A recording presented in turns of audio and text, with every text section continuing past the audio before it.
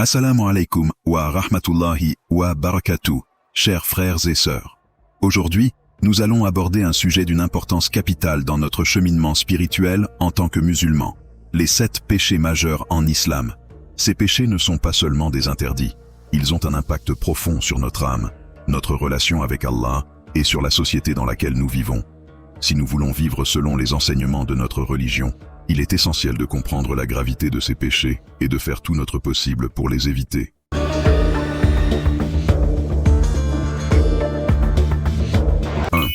Le shirk. L'erreur suprême contre l'unicité d'Allah. Commençons par le péché le plus grave de tous, le shirk. L'islam repose sur un principe fondamental, l'unicité d'Allah, le tawhid. Commettre le shirk, c'est attribuer à quelqu'un ou quelque chose des qualités divines, que ce soit par le polythéisme ou par des pratiques telles que le recours à la sorcellerie ou la croyance en des superstitions. C'est un péché impardonnable si l'on meurt sans s'en être repenti. Imaginez, attribuer à quelqu'un d'autre ce qui appartient uniquement à notre Créateur, c'est comme lui tourner le dos. Mais pourquoi est-ce si grave?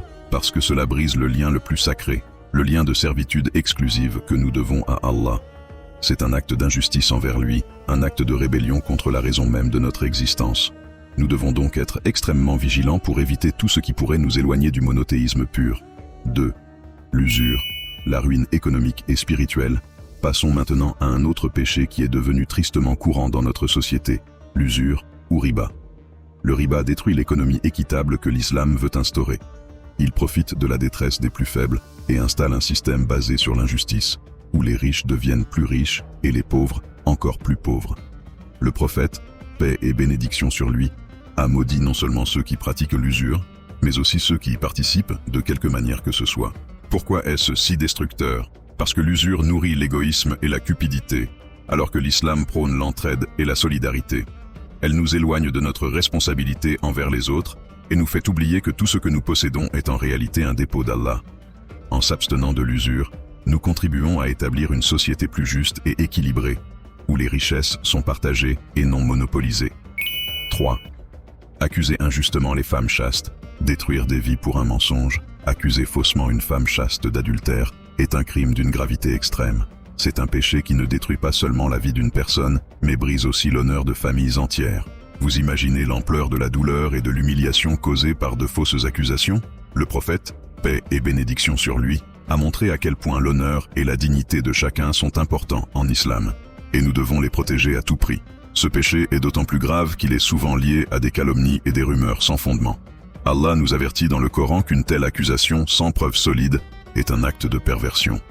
En tant que croyants, nous devons veiller à ne jamais propager de fausses informations, mais plutôt nous concentrer sur le respect et la protection de l'honneur d'autrui.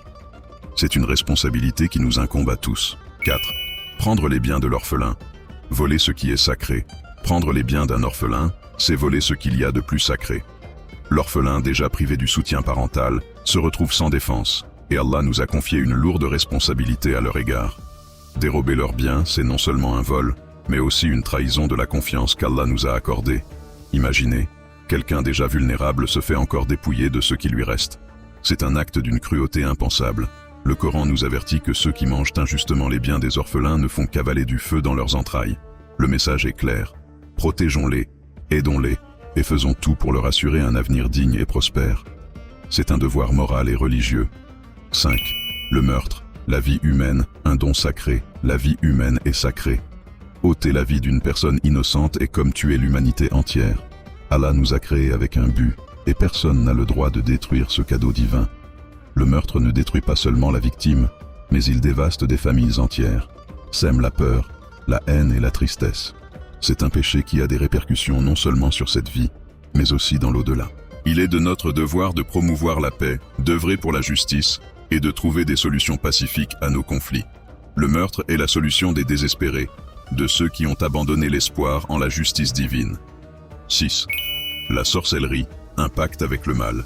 La sorcellerie, ou sihir, détourne le croyant de la voie droite. C'est une alliance avec le mal, une recherche de pouvoir en dehors de la voie d'Allah. En s'adonnant à la sorcellerie, le croyant s'en remet aux djinns et aux forces maléfiques, ce qui est une trahison directe envers notre Créateur. Allah nous met en garde contre cette pratique qui détruit les familles, provoque des maladies et sème la discorde. La sorcellerie n'apporte que ruine et désolation à ceux qui la pratiquent et à ceux qui en sont victimes. C'est un chemin qui mène directement à l'enfer. Le prophète, paix et bénédiction sur lui, nous a enseigné de toujours chercher refuge auprès d'Allah contre ces forces du mal, de lire les prières de protection et de ne jamais chercher à contrôler ce qui ne relève que du pouvoir divin. 7. Tourner le dos au combat légitime. Abandonner la cause juste, fuir le combat légitime lorsque la communauté est attaquée, est un acte de lâcheté et de trahison. Défendre l'islam, défendre les opprimés, c'est une obligation pour le musulman quand toutes les autres options ont été épuisées. Ce n'est pas rechercher la violence, mais être prêt à se lever pour la justice quand elle est menacée. Le prophète, paix et bénédiction sur lui, a toujours cherché des solutions pacifiques. Mais il a aussi su montrer le courage nécessaire quand la vérité devait être défendue. Tourner le dos dans ces moments-là, c'est abandonner sa foi et ses frères. C'est un péché qui montre la faiblesse de la foi et la corruption du cœur. Pour conclusion, se préserver des péchés capitaux pour se rapprocher d'Allah, chers frères et sœurs, éviter ces péchés capitaux est essentiel pour notre salut spirituel et pour la stabilité de notre communauté. C'est une lutte quotidienne, mais c'est une lutte qui en vaut la peine. Chaque pas que nous faisons pour nous éloigner de ces péchés nous rapproche d'Allah, de sa miséricorde, et nous assure un avenir meilleur dans cette vie et dans l'au-delà. Si vous avez trouvé ce contenu utile, abonnez-vous à cette chaîne pour en apprendre davantage sur l'islam, pour mieux comprendre notre belle religion et pour renforcer votre foi jour après jour. Ensemble, aidons-nous mutuellement à devenir de meilleurs musulmans et à plaire à notre Créateur. N'oubliez pas de liker cette vidéo, de la partager et de cliquer sur la cloche pour ne manquer aucune de nos futures vidéos. Qu'Allah vous bénisse et vous guide sur le droit chemin.